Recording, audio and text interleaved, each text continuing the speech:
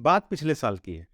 करनाल के सेक्टर 13 में एक गाय और उसके साथ करीबन 1.5 साल की बछड़ी घूम रहे थे। गाय और उसकी बछड़ी डरी हुई थी क्योंकि यहाँ पर वाहनों की आवाजाही चहल पहल बहुत ज़्यादा है। लोग हॉर्न बजा रहे थे और जिससे गाय और उसकी बछड़ी इधर उधर भाग रहे थे।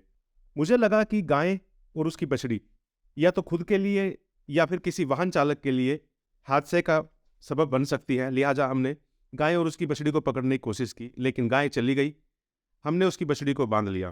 तय यह किया कि शाम को इस बछड़ी को गौशाला में छोड़ देंगे। शाम को तकरीबन 8 बजे हम लोग उस बछड़ी को लेकर जैसे ही अपने घर से गौशाला के लिए निकले, अभी हम अपने घर से 100 कदम की दूरी पर गए नहीं थे कि हमें 3 बाइक सवारों ने घेर लिया और हमसे तमाम तरह के सवाल पूछने लगे। वह शरारती तत्व थे और उन्होंने हमारे साथ गाली गलौज करनी शुरू की। मामला बढ़ता देख मैंने भी अपने साथियों को बुला लिया और जैसे ही हमारे साथी आए तो वह शरारती तत्व माफी मांगकर वहां से चले गए।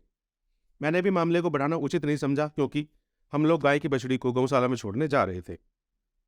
यहां से निकल के अभी हम उस गाय की बछड़ी को लेकर निर्मल कुटिया तक पहुंचे ही थे कि वहां पर हमें युवकों ने फिर घेर लिया और तमाम तरह के सवाल करने लगे। युवक ने कहा कि हम गाड़ी क्यों नहीं बुला लेते जिसमें रखकर इस बछड़ी को गौशाला तक छोड़ दिया जाए। मैंने उस युवक को कहा कि आप गाड़ी बुला दीजिए। यह सुनकर वह युवक वहां से चले गए, लेकिन इसके आगे उस गाय की बछड़ी को ले जाने का मेरा मन बिल्कुल नहीं था। मैं परेशान हो चुका था। लिहाजा हमने गाय के गले से रस्सी निकाली और वापस अपने कमरे पे आ गए। उस दिन मुझे लगा कि करनाल के शहर के लोगों को गायों की बड़ी चिंता है। करनाल शहर के लोगों की गाय के प्रति बड़ी आस्था है और मैं खुश था कि चलिए कम से कम गायों की सेवा में करनाल शहर काफी आगे है। लेकिन मेरी यह धारणा अब टूट रही है क्योंकि करनाल की गौ सेवा बाबा बंसीलाल धाम में लगातार गायों की मौत हो रही है और इस मौत पर शहर का एक भी आदमी मुंह खोलने के लिए तैयार नहीं है। ना सिर्फ शहर का एक भी आदमी बल्कि नेता, राजनेता, कोई भी इन मर रही गायों के प्रति ना संवेदनाएं व्यक्त कर रहा है, ना आवाज उठा रहा है। और स्थिति यह है कि यहाँ पे क्या है, जहां पर गायें दम तोड़ रही हैं, जहां पर गायें इतनी गंदी स्थिति में रह रही हैं, जहां पर गायों को लगातार संक्रमण हो रहा है, उन्हें न खाने के लिए कुछ दिया जा रहा, ना ही उनके स्वास्थ्य की तरफ कोई ध्यान दिया जा रहा है।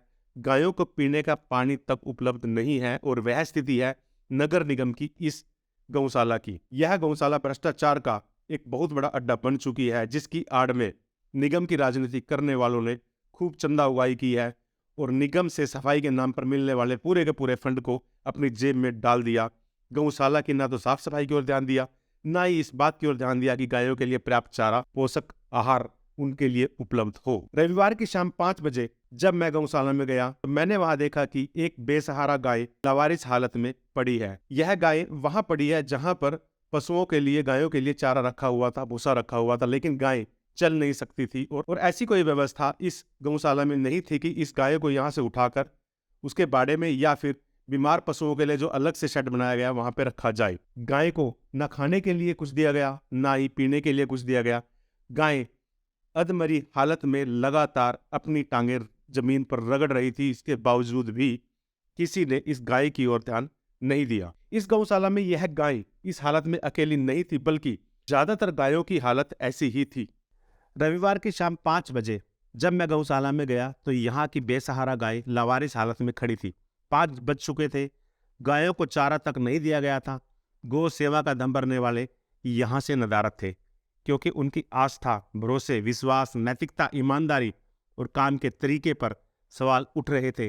वह इन सवालों का जवाब नहीं दे पा रहे थे, इसलिए अपना मुंह छुपाते घूम रहे थे और गायों को लवारिस छोड़ अपने अपने घरों में दुबक गए। गौशाला की जिम्मेदारी नगर निगम की स्वच्छता टीम को दे दी गई।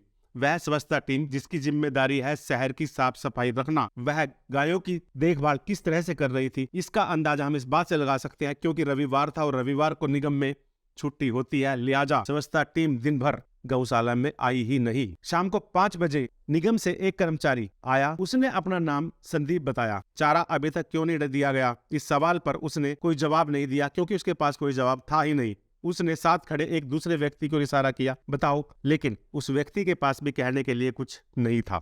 मात्र एक गाय के लिए मरने मारने पर उतारू होने वाला वह गौरक्षा दल, गायों की सेवा का दम भरने वाले वह गौ भक्त विपक्ष के तौर पर जनता के मुद्दे उठाने वाला वह विपक्षी नेता इस पूरे मामले में कहाँ है? क्यों नहीं उनके मुंह से एक भी शब्द फूट रहा है? क्या यह इन सब की मिलीभगत है या इसकी कोई और वजह? यह जांच का विषय हो सकता है, लेकिन हकीकत यह है कि करनाल की इस गौशाला में गायें धीरे धीरे काल के गाल में समा रही हैं, लेकिन मर रही इन गायों की किसी को कोई चिंता नहीं है। गौशाला का प्रधान वहां से भाग चुका है। गौशाला की निगरानी कमेटी की चेयरमैन रेणुबाला गुप्ता है, लेकिन वह भी परिदृश्य से पूरी तरह से गायब है। हाँ, गौशाला में 8 पशु चिकित्सक हैं जो लगातार गौशाला की रिपोर्ट बना रहे हैं और यह रिपोर्ट वह सरकार को भेज रहे हैं। इस टीम के एक सदस्य ने बताया कि गौशाला में 880 गाय हैं, लेकिन दावा यह किया जा रहा था कि यहाँ पर 2500 गायें हैं। बाकी की गाय कहाँ गई, इस सवाल का जवाब किसी के पास नहीं था। टीम ने यह भी बताया कि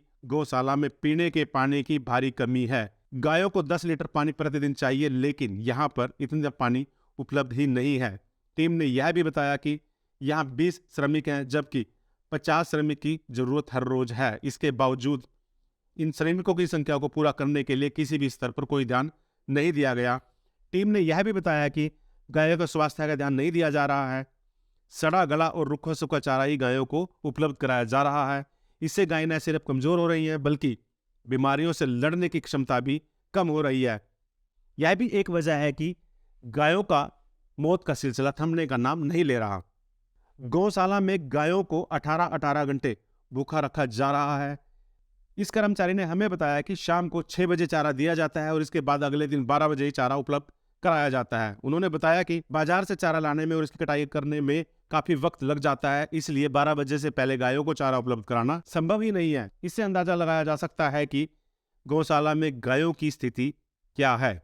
एंटी करप्शन फाउंडेशन के प्रदेश अध्यक्ष संजीव शर्मा ने बताया कि गायों के नाम पर इतना चंदा जुटाया गया, वह कहां गया? निगम से इतना पैसा सफाई के नाम पर आया, वह कहां गया? कौन इस पैसे को खा गया और कैसे? गौ माता का पैसा कोई व्यक्ति खा सकता है? क्या उसे इतनी भी शर्म नहीं आई? संजीव ने बताया कि इस पूरे मामले की विजिलेंस से जांच होनी चाहिए। इसके बाद जो भी आरोपी मिले उसके खिलाफ सख्त से सख्त कार्रवाई की जानी चाहिए, क्योंकि यह न सिर्फ गौ माता के प्रति विश्वासघात है, बल्कि हमारी आस्था से खिलवाड़ भी है। इस तरह के लोग कितने भ्रष्टाचारी हैं और किस तरह से दरिंदे हैं, इसका खुलासा हर हाल में होना चाहिए। यह संजीव शर्मा ने एक चिट्ठी लिखकर सीएम से मांग की है। एक सवाल यह भी पैदा हो रहा है कि गौशाला कमेटी है, इसके साथ साथ निगरानी कमेटी है, तो क्यों और कैसे निगरानी कमेटी और दूसरी कमेटी गायों को लवारिस छोड़कर भाग? इन सवालों का जवाब नहीं दे रहे। आखिर गायों की मौत क्यों हुई, इसके लिए कौन जिम्मेदार है? गायों के लिए जो दान आया था उसका पैसा कहाँ गया? इन सवालों का जवाब इन जिम्मेदारों को देना चाहिए।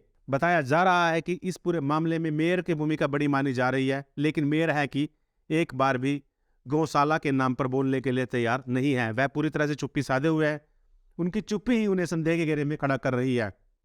किस तरह से गौशाला के प्रधान और निगरानी कमेटी गायों को लवारिस छोड़कर फरार हो गए, इससे यह अंदाजा लगाया जा सकता है कि इन गायों के प्रति इनका कितना लगाव है। यह सवाल भी अपने आप में बड़ा है कि जब रविवार को हम गौशाला पहुंचे तो पता चला कि सफाई ठेकेदार यहाँ का काम छोड़कर फरार हो चुका है। तो अभी तक निगम ने क्यों नहीं ठेकेदार के खिलाफ माकूल कार्रवाई की? क्यों नहीं उसे इस बात के लिए नोटिस जारी किया गया कि वह सफाई का टेंडर बीच में कैसे छोड़ सकता है? क्या टेंडर की शर्त ऐसी है कि ठेकेदार मनमानी कर सके? वह भी तब जब गायों की मौत लगातार हो रही है। इस पर जांच होनी चाहिए। बीच जांच में ठेकेदार काम छोड़कर नहीं जा सकता। जिस तरह से ठेकेदार ने काम छोड़ दिया, वह मेयर और निगम के प्रशासनिक अधिकारियों की कार्यप्रणाली पर सवाल खड़े कर रहा है। गायों की मौत और गौशाला के हालात, नगर निगम, मेयर, सफाई ठेकेदार सबकी कार्यप्रणाली पर सवाल खड़े कर रहे हैं, लेकिन इन सवालों का जवाब देने की हिम्मत किसी में नहीं है। पानीपत में कल एक कार्यक्रम में सीएम मनोहर लाल खट्टर गायों की पूजा कर रहे थे और गौ सेवा के लिए दम भर रहे थे। उन्होंने यह भी कहा कि महिलाओं के लिए बजट में बढ़ोतरी की जाएगी, लेकिन इस बजट को किस तरह से कुछ लोग खा रहे हैं, अगर यह देखना है तो उन्हें अपने विधानसभा क्षेत्र की इस गौशाला में आकर देखना चाहिए। हालांकि बताया यह जा रहा है कि सीएम मनोहर लाल खट्टर ने अब इस गौशाला की मॉर्निंग और इवनिंग की रिपोर्ट मंगानी शुरू की है। देखना यह होगा कि क्या इस रिपोर्ट पर मनोहर लाल खट्टर कोई कार्रवाई करते हैं, या फिर जिस तरह से मृत गायों का पोस्टमार्टम रिपोर्ट आज तक नहीं आई, यह रिपोर्ट भी इसी तरह से ठंडे बस्ते में चली जाएगी। यह देखना दिलचस्प होगा कि गायों के नाम पर आए हुए दान और गायों के नाम पर आए हुए पैसे को खाने वालों का क्या कोई सख्त कार्रवाई उनके खिलाफ की जाएगी या उन्हें यूं ही छोड़ दिया जाएगा?